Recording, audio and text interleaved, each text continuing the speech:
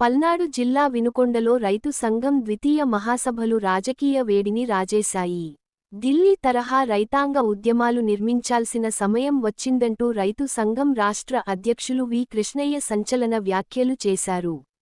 Vinukonda RTC bus stand సమీపంలోని Avvaru function హాల్లో జరిగిన ఈ మహాసభలో కేంద్ర, రాష్ట్ర ప్రభుత్వాల వ్యవసాయ విధానాలపై తీవ్ర విమర్శలు గుప్పించారు. మోడీ ప్రభుత్వం రైతాంగాన్ని కార్పొరేట్ కంపెనీలకు దాసోహం చేస్తోందని, ఎరువుల ధరల పెంపు, నకిలీ ఎరువుల చట్టాలు రైతులకు తీవ్ర నష్టం కలిగిస్తున్నాయని మండిపడ్డారు. అమెరికా ఆంక్షలు, ట్రంప్ వైఖరి కారణంగా భారత రైతాంగం నష్టపోతుందని, అయినా కేంద్ర ప్రభుత్వం మౌనం పాటిస్తోందని ఆరోపించారు. రైతులు, వ్యవసాయ కూలీలు ఐక్యంగా పోరాటాలు చేసి హక్కులను సాధించుకోవాలని పిలుపునిచ్చారు. ఈ సమావేశంలో రైతు సంఘం నాయకులు ఏపూరి గోపాలరావు, సిఐటియు జిల్లా ఉపాధ్యక్షులు గుంటూరు విజయకుమార్, జిల్లా కార్యదర్శి Anjaneyulu Naik, Y. Radhakrishna, LIC union నాయకులు బొంకూరి వెంకటేశ్వర్లు, ఏజీపీ ముప్పాళ్ల జ్ఞానేశ్వర్రావు, రామకోటేశ్వరరావు, రైతు సంఘం నాయకులు సురేష్ రాజా, ముని వెంకటేశ్వర్లు తదితరులు పాల్గొన్నారు.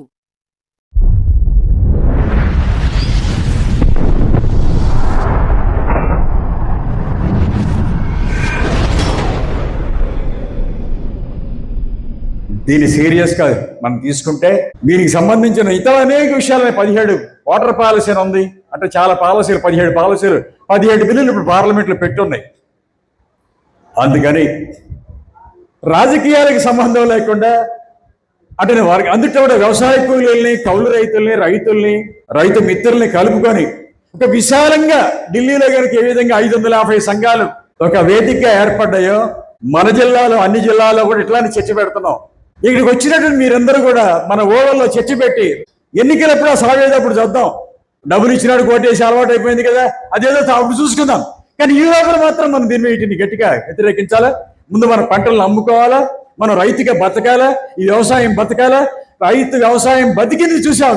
కరోనాలో చాలా మంది పారిపోయి హాస్పిటల్లో పరిగెత్తి దాక్కుంటే ఈ దేశానికి తిండి పెట్టింది ఎవరు? రైతు. ఈ దేశానికి తిండి పెట్టింది ఎవరు? రైతు. కరోనా చూడ భయపడలా.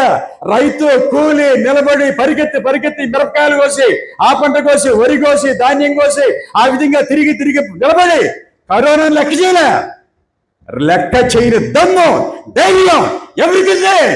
రైతుకుంది. ఈ దేశానికి తిండి పెట్టే ఈ రైతులే లేకుండా చేద్దాం అనుకుంటారా మీరు? 10% చాలా, మిగతా వాళ్ళు మీ ఇష్టం పోండి అంటారా? వాడే అమెరికాలో రావద్దంటాడా? మీరే పంపుని వెళ్ళిపోయాడు అంటారా? ఇలాంటి త్రిశంకు స్వర్గంలో ఇంత గందరగోళాల మధ్య వ్యవసాయాన్ని సాగించడం చాలా కష్టంగా ఉంటుంది. చాలా దేశాల్లో ఎక్కడా కాదు, చైనా ఉంది. ఎందుకంటే అక్కడ ఆ యుద్ధం జరిగిన ప్రాంతం నుంచే ఆయిల్, గ్యాస్ ఇండియాకి రావాలా, అక్కడి నుంచే రావాలి. ఏనాడైనా చంద్రబాబు నాయుడు గారు కానీ, జగన్ గారు కానీ, మోడీ గారు కానీ యుద్ధం తప్పు, యుద్ధం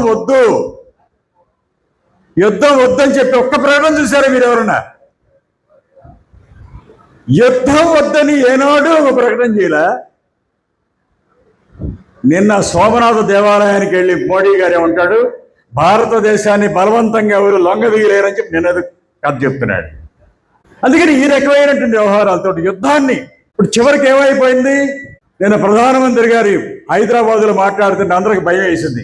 ఏది వద్దంటారు? 10 రకాల పొదుపులు అంటున్నారు. రాబోయేది ఇంకా ప్రమాదంగా ఉంటుందా? నిన్న ప్రకటించారు ప్రభుత్వ ఉద్యోగులందరూ కూడా ఆఫీసులో రావద్దు, ఇళ్ల కాడి నుంచే పనిచేయండి అని. ఏంటి? ప్రభుత్వ ఉద్యోగులందరూ మీరు ఆఫీసులో రావద్దు, ఇళ్ల కాడ ఉండమని అంటే అర్థం ఏంటి? ఆడ పని లేదేనా? కొంతమంది అడిగారు, మాకు చేసిన పని లేదా, ఆ ఉద్యోగాలు పైనట్టేనని ఎవరో ప్రశ్నించారు. లేదు, ఉద్యోగం పోవటం కాదు, మీరు అవసరమైనప్పుడు వద్దురులే. ఇప్పుడు ఏంటి? అవసరమైనప్పుడు వద్దురండి. మీరే మోడీ గారు వస్తే ఉద్యోగాలని పెరుగుతాయి అనుకున్నారు. ఇప్పుడు ఆయన ఏం చెప్తున్నాడు? మీరు ఆఫీసులో రావద్దు, ఉన్న ఉద్యోగస్తులు రావద్దు అంటున్నాడు. ఎట్లా ఉంది? బండి రివర్స్లో ఉంది.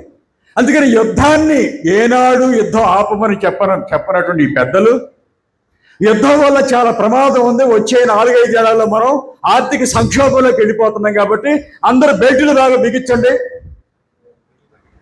మీరు అన్ని రకాల వ్యవసాయంలో ఎరువుల వాడకం తగ్గించండి, నూనెల వాడకం తగ్గించండి, ఏ ఫంక్షన్లో చేసుకోకండి అని చెప్పి. కానీ అమెరికాకి మాత్రం ప్రతి సంవత్సరం 5 లక్షల కోట్లు బహుమతిగా అమెరికాకి ఇవ్వడానికి రెడీగా ఉన్నారు. అందుకనే నేను అంది, ఏనుగులు పోయే సందు మాత్రం అట్లానే ఉంచి దోమల సేవలో పోయే సందు మాత్రం మూసేస్తున్నారు. ప్రజలకు మాత్రం మీరు సలహా చెప్తున్నారు, బాగా మీరు పొదుపు పాటించండి. కానీ అమెరికాకి మాత్రం ఏం చెప్పలేకపోతున్నారు. Last point, America